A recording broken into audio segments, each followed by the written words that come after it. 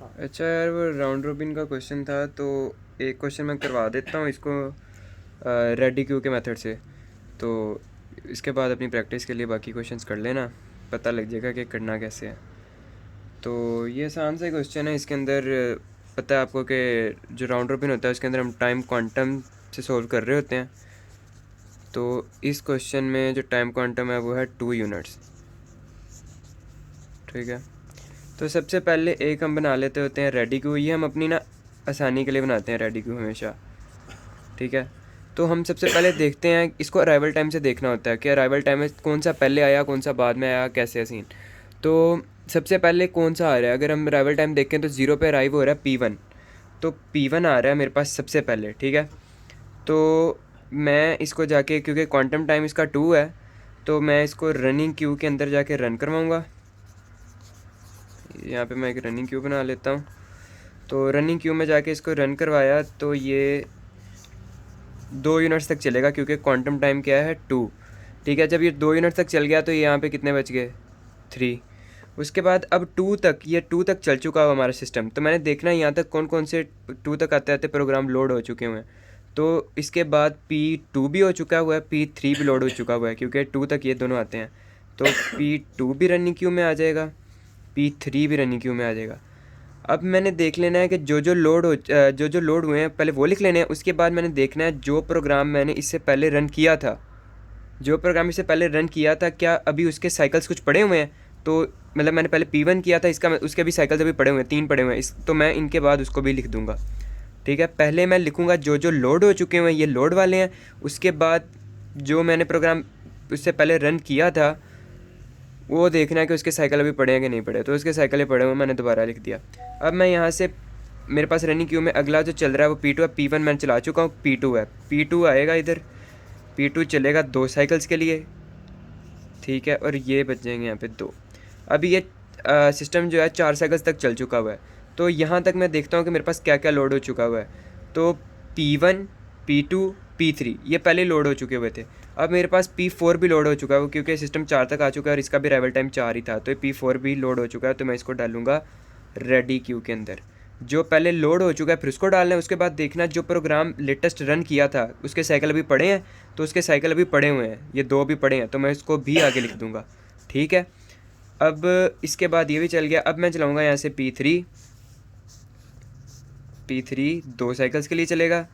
उसके बाद मैं ये देखूंगा कि P3 का, ये देखो P3 पहली दफ़ा ही 0 हो चुका हुआ है। अब इसका कोई भी रिमेनिंग साइकिल नहीं बचा हुआ और नया भी कोई प्रोग्राम लोड नहीं हुआ क्योंकि प्रोसेस आईडीज़ हमारे पास 4 थी, 4 प्रोग्राम थे, 1 2 3 4, तो ये चारों लोड हो चुके हुए हैं, पहले ही आ चुके हुए हैं। यहाँ तक चारों लोड हो चुके हुए थे। अब कोई नया प्रोग्राम भी नहीं आया। दूसरा ये कि P3, अब मैंने पहले देखना था नया प्रोग्राम तो नहीं आया, नया प्रोग्राम नहीं आया। दूसरी चीज़ मैंने देखनी है क्या P3 के कोई साइकिल बचे हैं, तो वो भी नहीं बचे। तो इसका मतलब यहाँ पर अब कुछ भी नहीं आएगा, ना तो कोई नया प्रोग्राम आया ना P3 के साइकिल्स बचे हुए हैं। ठीक है, उसके बाद मैं आऊँगा इधर, देखूँगा क्या मेरे पास है, तो P1 पे आऊँगा, P1 इधर चलाऊँगा और यहाँ पे इसका 1 रह जाएगा और ये 2 क्वांटम तक चल जाएगा। अब मैंने देखना नया प्रोग्राम तो ज़ाहिर है कोई नहीं लोड हुआ क्योंकि वहीं पे सारे हो चुके हुए थे, लेकिन P1 की एक साइकिल पड़ी हुई है, तो मैं यहाँ पे P1 कर लूँगा, दोबारा लिख दूँगा। ठीक है, उसके बाद यहाँ पे मैं P4 चलाऊँगा। P4 अब देखो पहली दफ़ा चल रहा है और P4 की साइकिल भी सिर्फ एक ही है। तो टाइम क्वांटम के अंदर जब एक ही साइकिल है तो ये एक ही साइकिल तक चलेगा, तो ये 9 आएगा। ठीक है, तो ये भी 0 हो गया। इसका मतलब P4 भी 0 हो चुका है। P4 के बाद भी कुछ लोड नहीं हुआ, लोड यहीं पे सब हो चुका हुआ है और P4 खुद 0 हो गया। अगर P4 की अभी साइकिल बचे हुए तो मैं लिख देता, लेकिन P4 भी 0 हो चुका है, तो मैंने इसको भी 0 लिख दिया। तो ये ऐसे आ गया। अब आगे P2 है, ये मेरे पास रेडी क्यू में नज़र आ रहा है मुझे।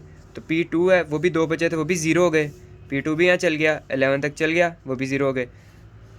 अब इसके बाद भी ना तो कोई नया प्रोग्राम लोड हुआ है, ना इसके कोई साइकिल बचे हैं जो मैं आगे लिख दूँ, तो मैंने इसको भी कुछ नहीं करना, ये भी कट गया। P1 की सिर्फ एक ही साइकिल रह गई है, तो मैं यहाँ पर आऊँगा P1 और ये मैं एक ही साइकिल इसकी चला दूँगा और ये भी ख़त्म हो गया। अब ये भी 0 हो गया, ये भी 0 हो गया, ये भी 0, सारे मेरे प्रोग्राम चल चुके हैं।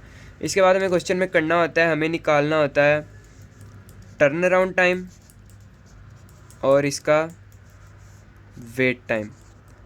तो टर्न अराउंड का फॉर्मूला होता है completion time minus arrival time. ठीक है, कंप्लीशन टाइम इस तरफ से देखना शुरू किया करो, ये लेफ़्ट साइड से, सॉरी राइट साइड से।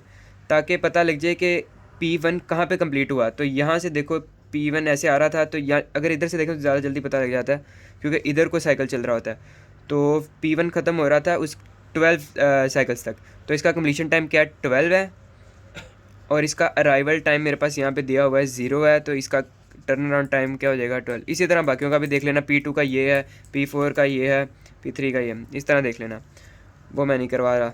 उसके बाद वेट टाइम जो होता है उसको करते हैं, उसका फॉर्मूला होता है turnaround time minus burst time, ठीक है।